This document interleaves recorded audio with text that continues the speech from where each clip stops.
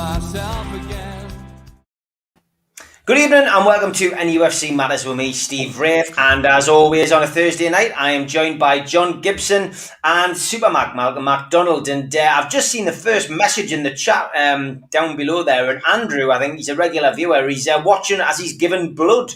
I've never seen that in the chat before, Andrew. So get him on our team. We would like them to give a bit of blood. Yeah, we just? Yes.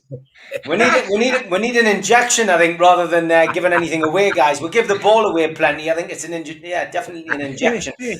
As always, we're taking your questions. Slightly shorter show tonight, not because of the international break, but I am going to pop up to the Irish Centre, Tyneside Irish Centre tonight to take in the meeting and see exactly what the protest group are planning on doing over the forthcoming weeks. So I will feed back on that tomorrow night on the Fab Four. Without further ado, Without further ado, let's start off, I guess, with the close of the transfer window, Malcolm. And Willock in, permanent deal. We've already, I think we're all flabbergasted it was permanent. Even Steve Bruce was, I guess.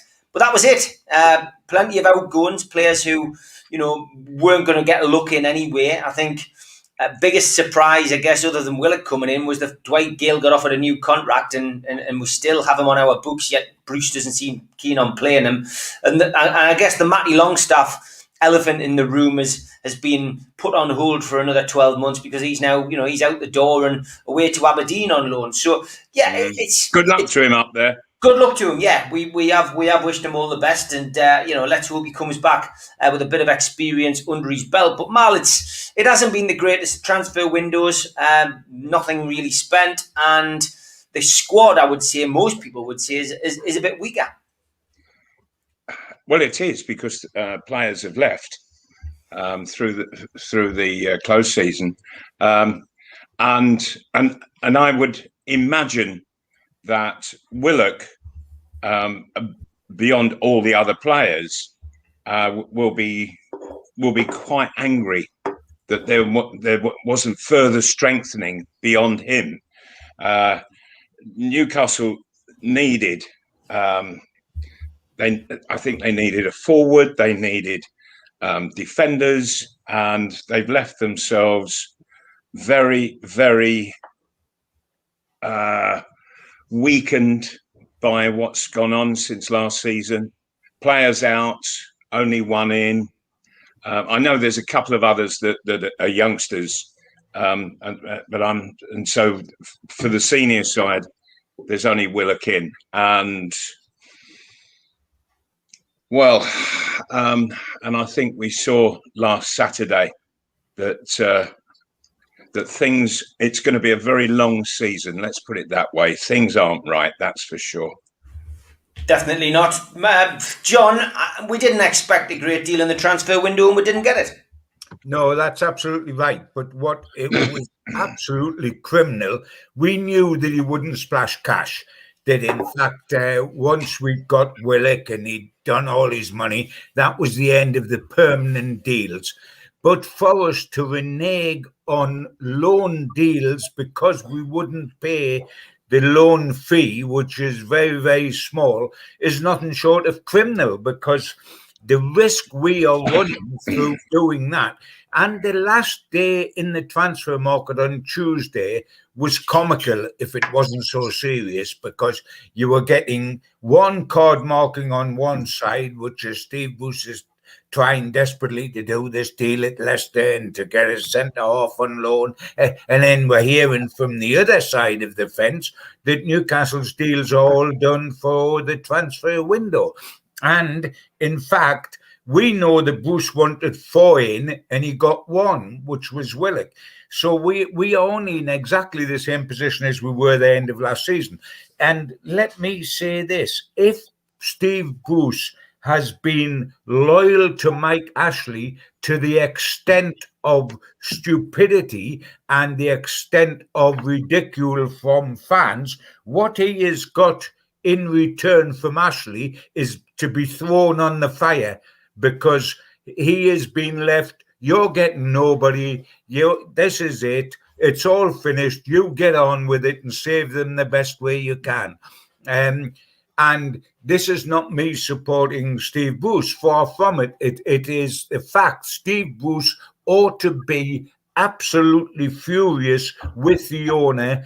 And if he's not, there's something sadly wrong. And if he is, he should let it be put out there, because he is going to get it in the neck over the next few weeks and the next few months up to the January window for the total lack of anything being done by Mike Ashley. And if you just look at the whole of the side defensively, we're crying out to get somebody in. We've kept 3 clean sheets in the league since February, and they were all 3 were against sides now in the championship.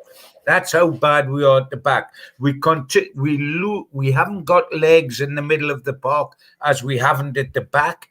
And as far as the front's concerned, we've got no backup to Almiron, San Maximum and Wilson's. Sure, they're quick, but where's the backup? Certainly at centre forward to them. Newcastle fans can't dream, because they had Willock last season. They can't dream of what might be as a result of the transfer market, that somebody might come good. That isn't it going to be interesting to see? We know what Joe Willock can do, and we love him, and we're pleased he's here.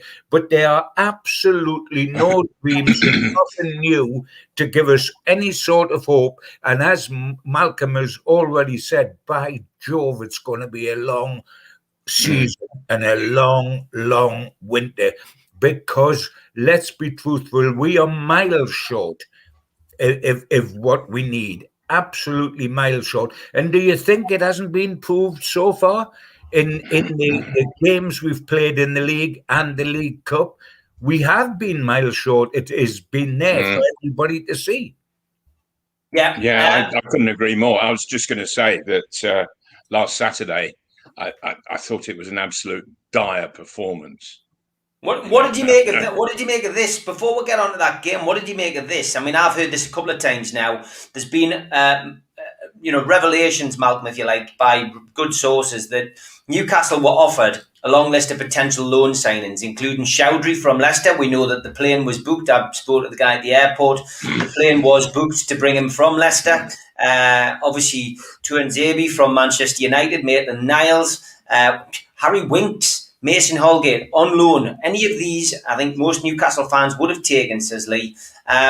Newcastle decided not to do any business with any of those players, despite some of them being players that would certainly have enhanced the squad, Mal. We're talking about pennies for these players in the grand scheme of things. Right. Well, once upon a time, it used to be that when you loaned a player, you covered his wages. Yeah. Or you did a deal that where you paid a certain percentage. Usually, if the player went down in standards, dropped a league or two. But these days, to get a loan player is very, very expensive, and I think that Newcastle would have taken those clubs up with regards to some of those players. But I don't think the owner would have allowed it, simply because the kind of financial fees that were being asked. Yeah, it's crazy. I mean, John, you've seen those names as well linked. I'm sure you had your own little whispers from your contacts. Strange, really, to see Newcastle not actually do anything with any of those players. There was plenty of people offered to Newcastle. There was plenty players to be had, and there was a certain players who were willing to come here, and to not do it was beggars belief. I mean, if you think we are next up at Manchester United away in a week and a half's time, on transfer deadline day, Manchester United confirmed the signing of Ronaldo, and we got a 19-year-old Mexican kid coming in for the academy team. Now, I'm not having a go at the young boy. I hope he's going to be a star. But we've got a 19-year-old kid coming in for the academy team, and they've got Ronaldo coming in. The only thing that we can take out of that as being not so bad is that officially right now, currently, Ronaldo is only half the player Joe Linton is, because Ronaldo only cost 19.8 million and Joe Linton cost 40 million. So we shouldn't worry too much about Ronaldo, because really he's only half the Joe Linton. So we have got the advantage there. I love it, John. You always manage to bring Joe Linton. One of you always manages to bring Joe Linton into the show. Well, I tell you what, then let's do it another way. Ronaldo is no better than Almiron because they both cost the same. So there's another reassuring fact for us there. Lovely. That's the way it is. The fact that Ronaldo scored 2, scorned a penalty given away by our mutual friend Jeff Hendrick last night, and with Portugal about to lose, scored in the 89th in the 95th minute to become the all-time goal scorer at international level with 111 goals, shouldn't scare us at all, because we know we've got the defence that'll take care of that sort of threat a week on Saturday. Yeah, Bede's making the point as well, Malcolm. It's the fact that Newcastle couldn't stump up the £1 million loan fee in wages, despite Leicester actually saying they would pay towards his wages, which touches a little bit on what you were saying about, normally we would cover the wages. Leicester actually offered to go, beyond and pay some of his wages, and still a deal couldn't be done. I mean, the deal offered was absolutely excellent. They were virtually giving them away. It wasn't the usual thing. It wasn't £1 million loan fee, which was said in 60 grand a week wages. It wasn't anywhere near that. And the kid was bursting a gut to come to Newcastle, and we still didn't do the deal. And we must have been offered half a dozen centre halves on loan, and we haven't seen fit to take one of them. Now that is sacrilegious dereliction of duty, because we are in a very, very vulnerable situation. And if Ashley has wiped his hands on Newcastle United, and he unquestionably has, then it's an absolute disgrace, and perhaps he's putting himself at risk, because if he doesn't sell quick, he'll have a championship side to sell. I agree that there's hope that up front with Sam Maximum and with Wilson and with Willock, we might score goals. If all three stay fit, incidentally, if they don't get injured, and two of them, Sam Maximum and Wilson, are very susceptible to getting injured. We might just get away with it up there.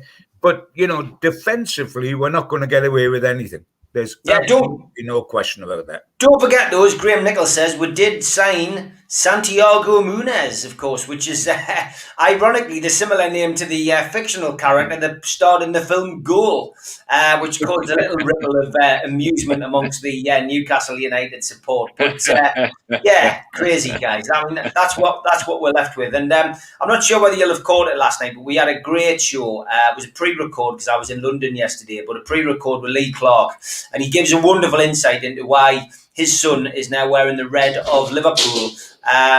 Disappointing, of course, for Newcastle United, a precocious young talent who could have gone all the way through and potentially come into the first team, is now going to be under the guidance of Liverpool and potentially Jurgen Klopp. But Lee didn't mince his words, as you would expect, and isn't a very happy bunny with his former employers. So disappointing, but catch that on the channel if you haven't done so already. So we're talking about the game, Malcolm. You mentioned the game. You said it was one of the, you were disappointed with the game at the weekend. There was a highlight for you, and it's one of our regular viewers, Rachel, who's in the chat tonight, posed for a photo outside the ground with you.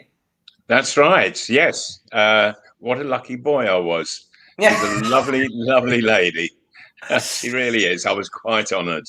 There you go, Rachel. So good little shout out for you as well. But yeah, Mal, I mean, it was a game of two halves, wasn't it? Proverbial game of two halves. First half, Newcastle United were absolutely awful. Second half, there was a rumour going around that Bruce hadn't gone into the dressing room at half time to give a half time team talk. Well, if that's the case, maybe you should do that more often, because the second half was a lot better. Well, yes, and and people have been saying, what's Bruce doing going abroad? I think it's great he's gone. That gives Jones time completely on his own with the players to get the side properly organised, because against Southampton, I thought it was absolutely woeful, truly woeful. And I just didn't sense that there was any spirit in the side at all. It needs so much more togetherness. It needs a lot of people working hard together, and I'm just not seeing that. I'm really not. Some of the basics of the game are so lacking in Newcastle. I thought in the first half, they made Southampton look a really good side, and they're not. They're anything but. But they just look so superior. And then what happened in injury time, I thought was absolute nonsense. That having gone one ahead, it was 2-1 ahead, but a goal ahead in the first minute of added time, and there's 4 minutes then still to go. Newcastle just carried on as normal. They didn't do anything to strongly defend that one goal advantage, and it was just so unprofessional. I thought, the last few minutes, you get a goal, you say, right, we defend this with our lives. And Newcastle didn't. They just carried on, going here, going there, all easy stuff, instead of just getting the job done and done properly, coming away with 3 points. It's just sloppy play, the whole lot of it. And I'm not surprised Bruce has gone off to Portugal. Yeah, John, I mean, I'm not sure what the position was for you Saturday, because no televisation of the game. Were you left waiting for match of the day? How did you get to see? I was sitting next to Malcolm. We were upstairs in the Moncur suite. Oh, brilliant! I was with Royalty Boy. Listen to this. On one side, I had Supermac, number 9 legend. On the other side, I had Alan Foggin, who won and scored in Budapest when they won the cup. And opposite us on the table where we had the scran was Bob Moncur and Irvin Atlas. So there was quality on our table, if not on the pitch. And I was very, very grateful for that. I enjoyed everything bar the hour and a half. But things that worry you. I mean, Newcastle are literally paying the penalty in many ways for what they've done in the transfer market, etc., etc. But the first game against West Ham, they gave away a penalty. Then they played Aston Villa and gave away a penalty. Then they played Burnley in the cup and lost the penalties. And then they played Southampton and gave away a penalty. So we're given, and if we can rely on Lascelles, because since he come back into the team after his injuries, played 2 and given away penalties in both those games. So there's a lot to be worried about. And what I was also worried against Southampton was that Wilson scores with a typical header and does what he can do, which is get a goal. And then what happens? He limps off. And last season, he missed loads of games because of injuries. He missed the last 3-4 games of the pre-season because of injuries. He was off before. Now I was up because of an injury. We're spending this fortnight praying that he's going to be all right for the Manchester United game. But with all this happening, we don't need a centre forward, by the way, because it's okay. We've got Dwight Gale, who hasn't played 1 minute of Premier League football this season. Despite signing a new 3-year contract, he hasn't played 1 minute of Premier League football, and we haven't won a game, remember? So we needed goals to be able to win a game. Joe Linton, on the other half, has gone on each of those 3 games. It is just worrying one fan said to me, well, the situation with Gale is obviously the hierarchy think he's a championship player, but they're wanting to give him a contract so nobody can buy him on the cheap, and a championship club will have to put dough down for him. He's been here a long time, and no championship money has blown Newcastle out the water and said, there's 20 million we want and we'll take this guy. If we are giving him a 3-year contract so that we'll actually get money when he leaves, it's taken a long time for him to leave because he's been here a long time. I don't go down that route as why it's happened whatsoever. I can see what he's doing, safeguarding the future of himself and his family like it up here. But what is it from Bruce's point of view?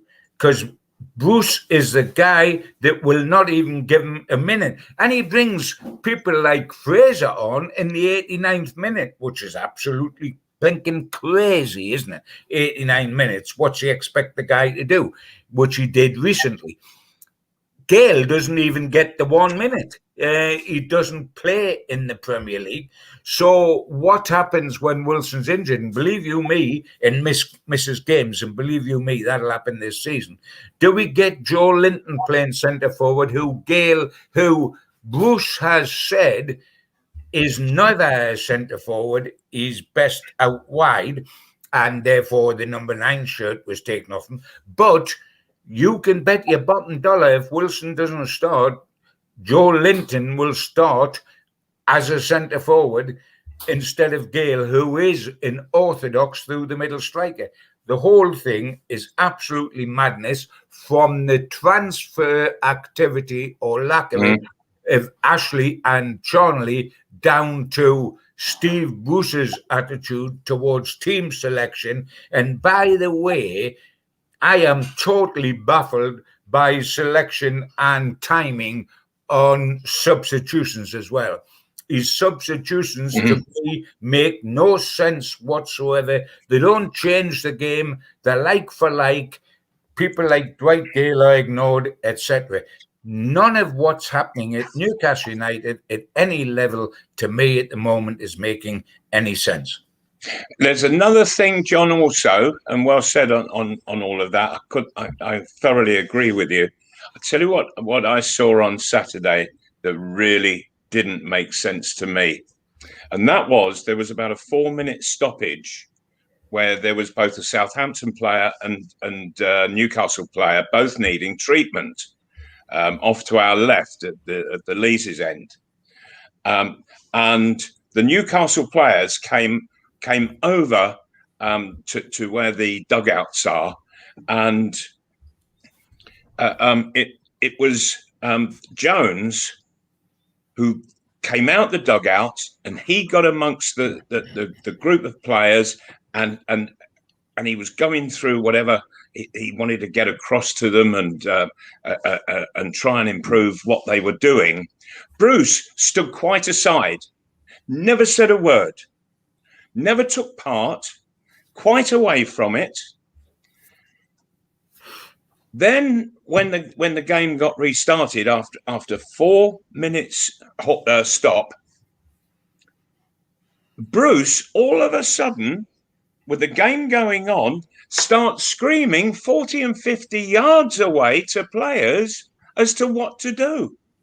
He's had them stood 3 feet away. Why wasn't he talking to them then? Why suddenly start screaming and shouting at them at 40 yards away? What he's actually doing is just trying to impress the crowd. Of that, I'm convinced. It's doing nothing with regards to player improvement, team improvement, performance improvement, nothing. No, it's crazy, absolutely crazy. And you've just got a feeling of discontent surrounding the whole club. And, it's got that sinking feeling at this moment in time. It really has. Alan Thompson says, reports today that Man United fans are paying hundreds of pounds to see Ronaldo get beat off Newcastle. Yeah, changing hands the tickets from anything ranging from £699 to £2,500 for that game. So anybody wants to maybe sell a ticket and go on a holiday instead of going to watch Newcastle get hammered, now's the time to do it, I guess. But, yeah, they could go and join Steve Bruce in Portugal. Yeah. A lot of people are hoping it's a one-way ticket in the chat, mate. So we'll see. Talk a little bit about England tonight, John. I mean, it's international break, of course, and you're sitting alongside the man who still proudly holds that record: 5 goals in one game for England against Cyprus. Always gets a mention from us when England play. And that won't be beaten tonight. Don't worry about that, whether Harry Kane is playing or not. Nobody's going to do what I was privileged to be upstairs in the press box at Wembley when Malcolm did what he did in that game.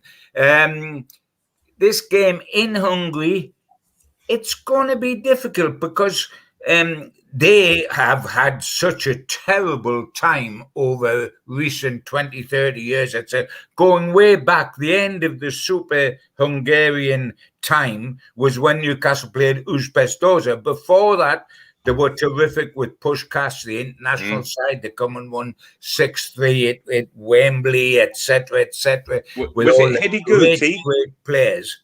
Was it Hidiguti? Yeah. Who played centre forward, yes.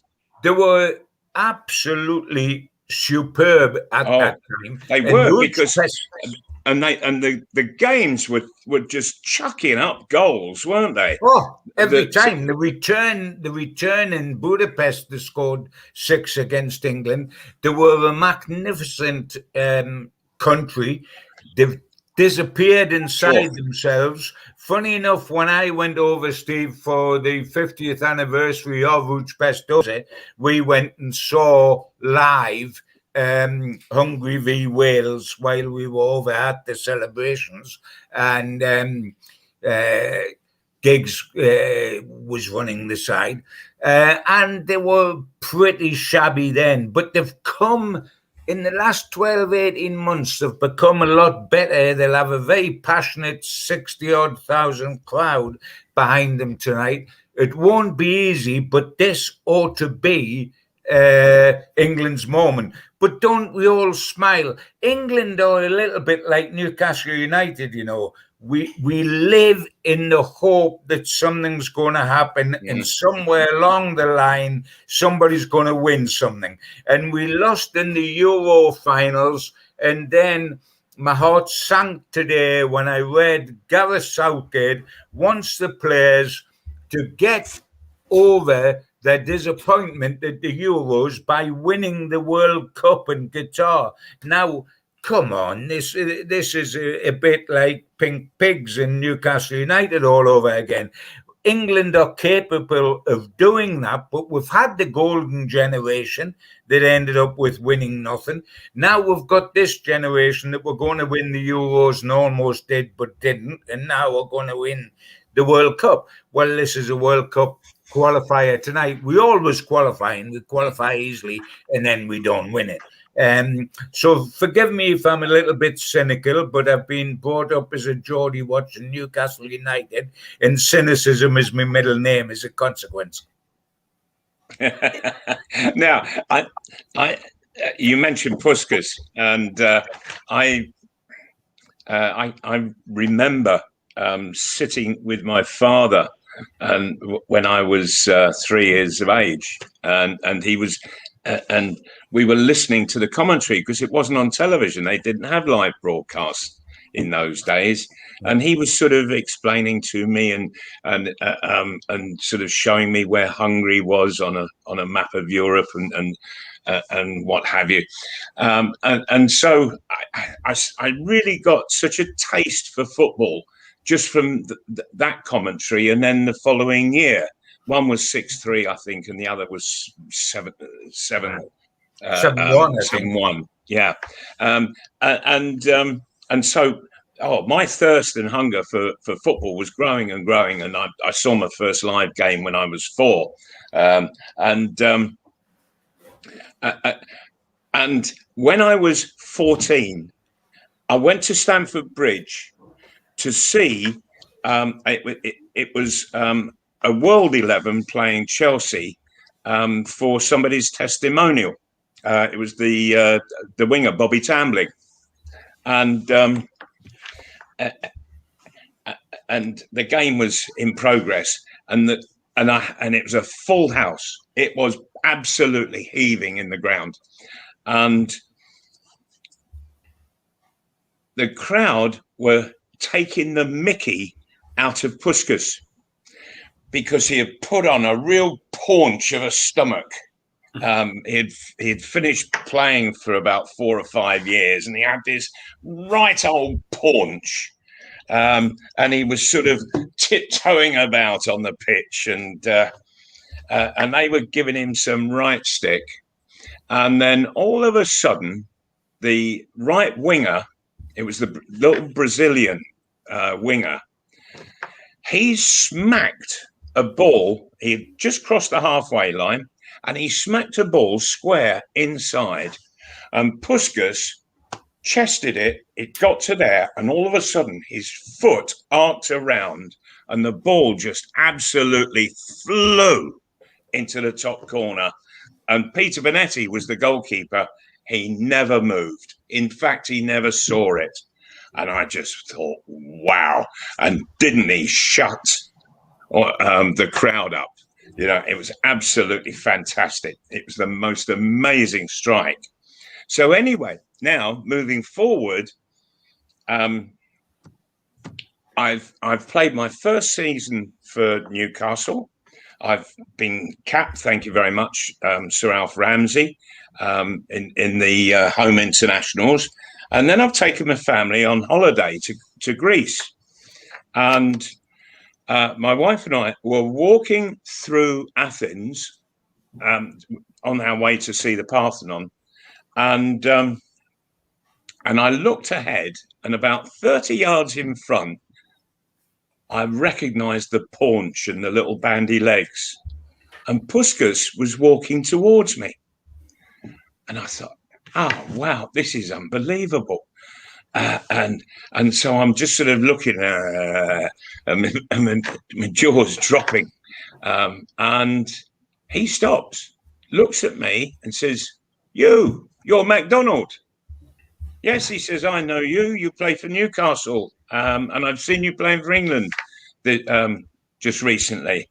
And he said, what are you doing? You're on holiday here. I said, yes, I am. Where are you staying and what have you? And he said, I'm going to be in touch. And what happened was, about a couple of days later, I got a phone call at my hotel from Joe Harvey, who he was just bubbling and so excited. He said, you're never going to believe it. You're never going to. I've had a phone call from Ferenc Puskas. He said, the great Hungarian player. He said, playing for Real Madrid and so on, and with Di Stefano. And he was, I've never saw Joe so excited.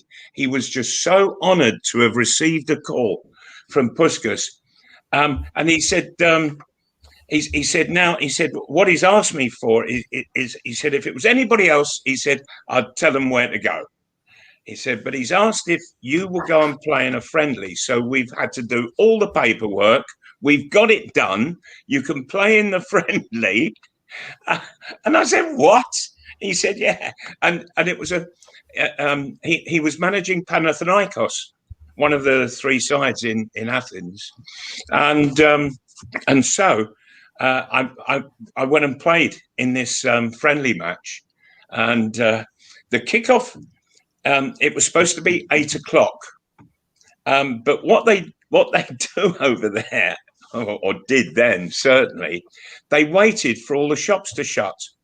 So everybody would come, and once the ground was full, then we could get warmed up and down the tunnel and get out and start the game. And so I played one game for Ferenc Puskas.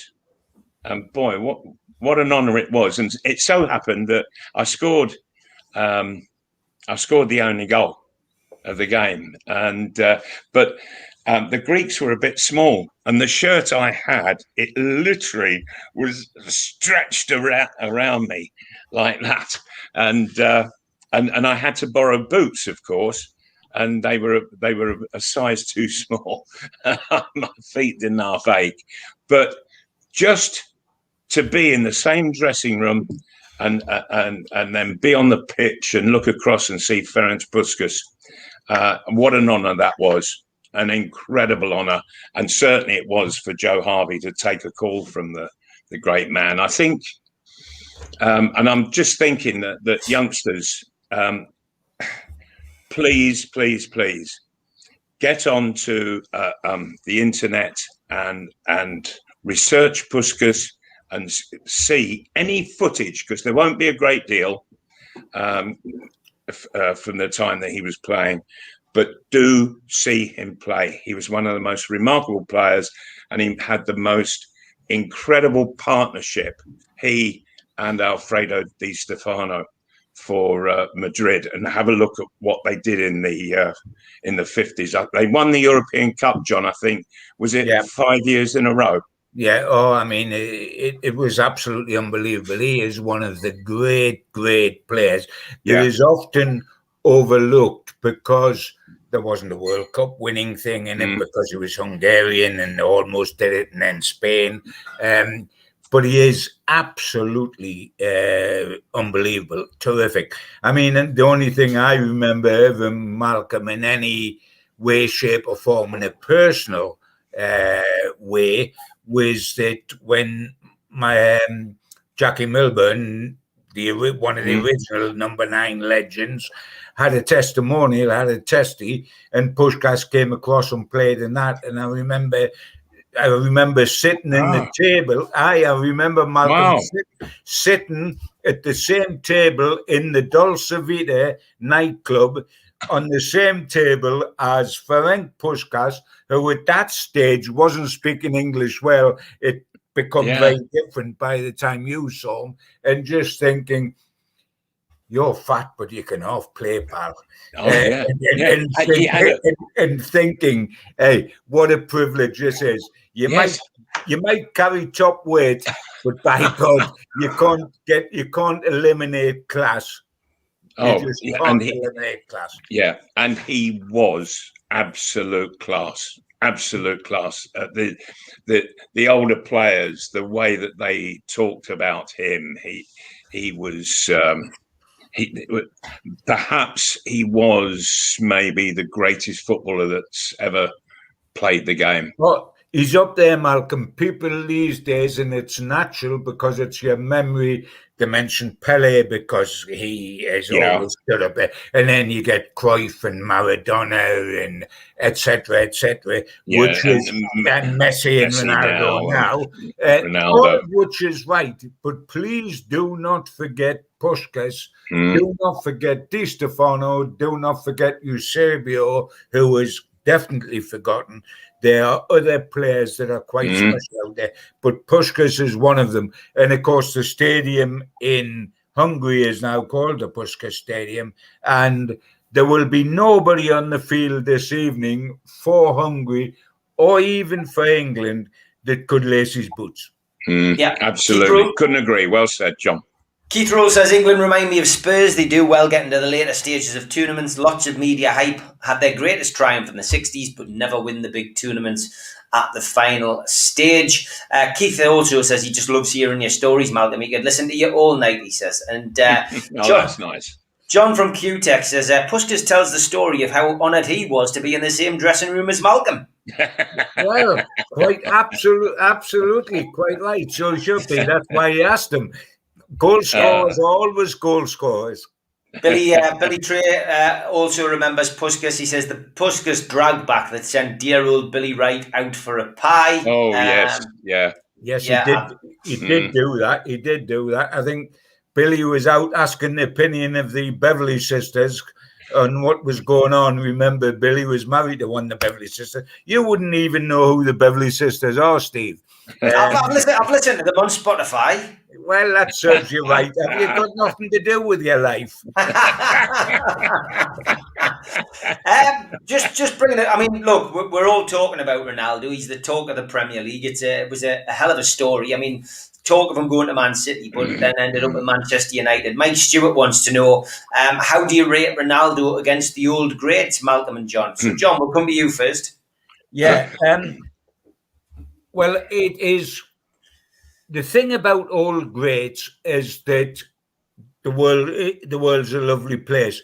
You get rose-tinted glasses. Memories make you very warm, and current players have got things wrong with them. You might tomorrow see them have a bad game. Last night, you might have looked at Ronaldo and said he missed a penalty in 10 minutes.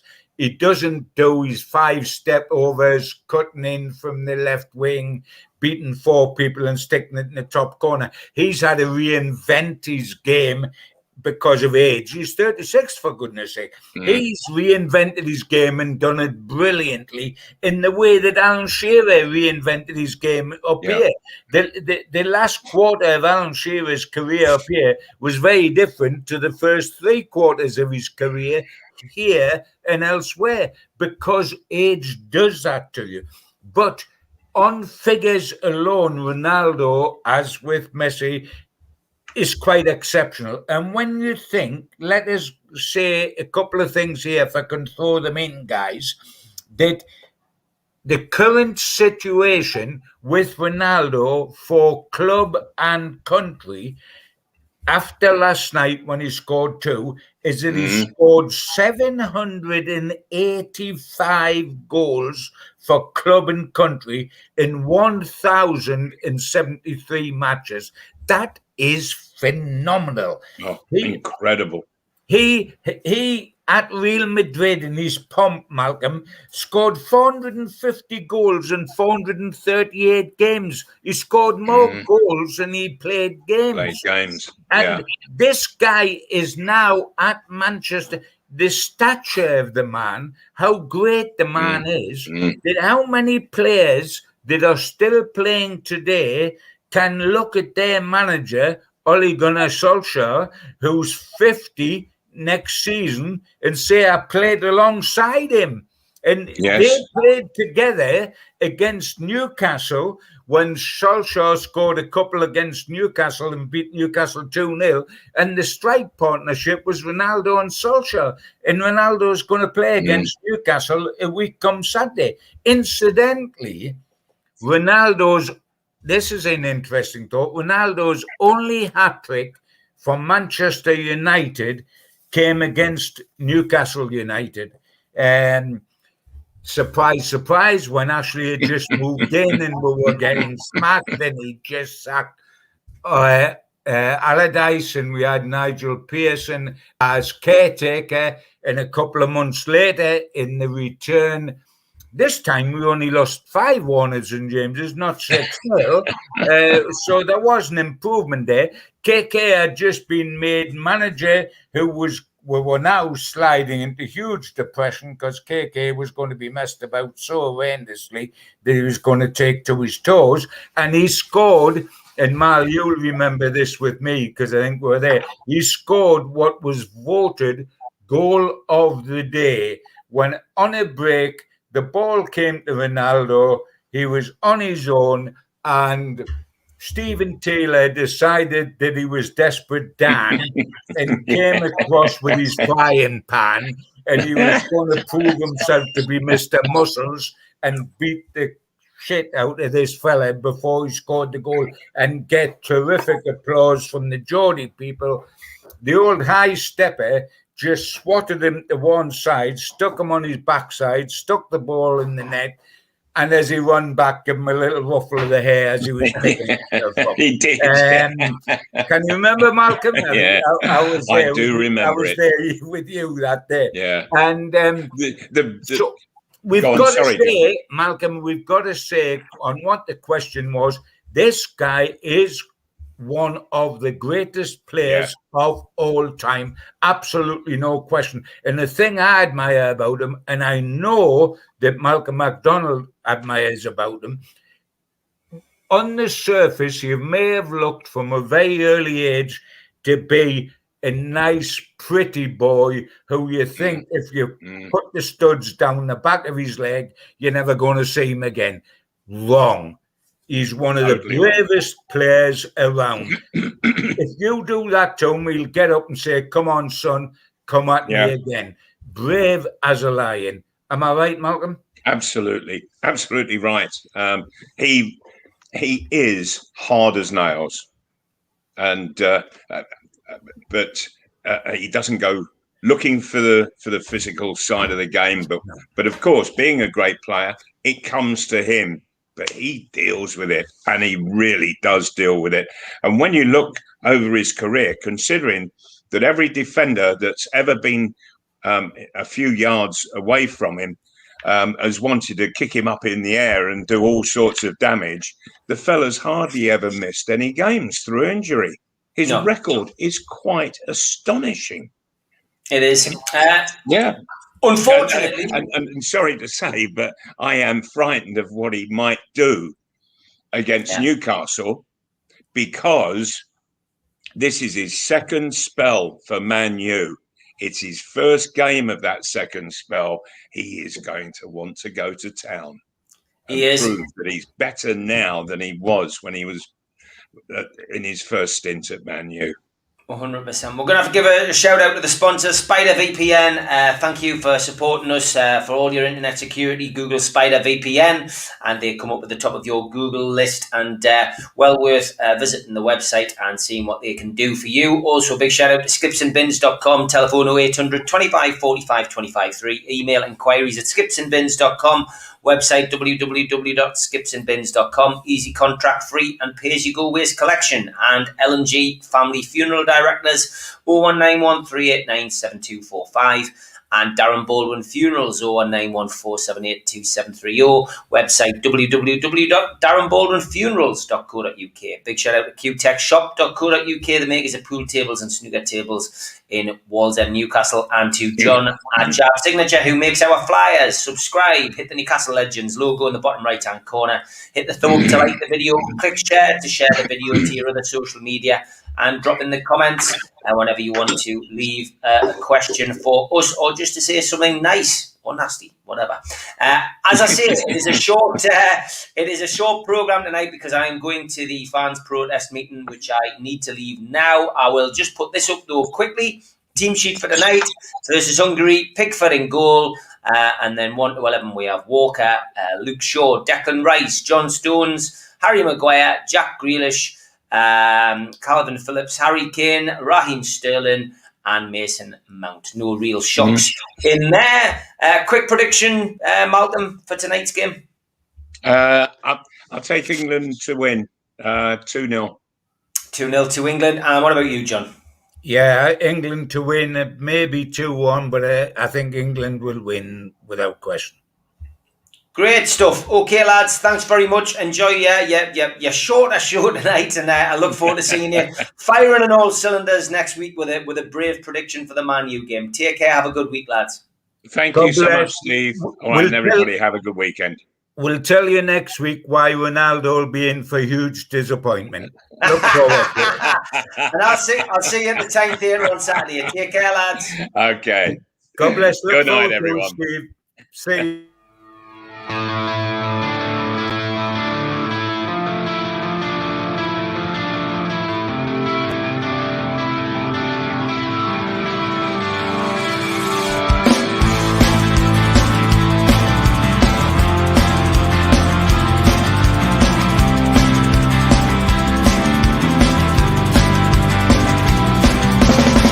Head back with the critics of time.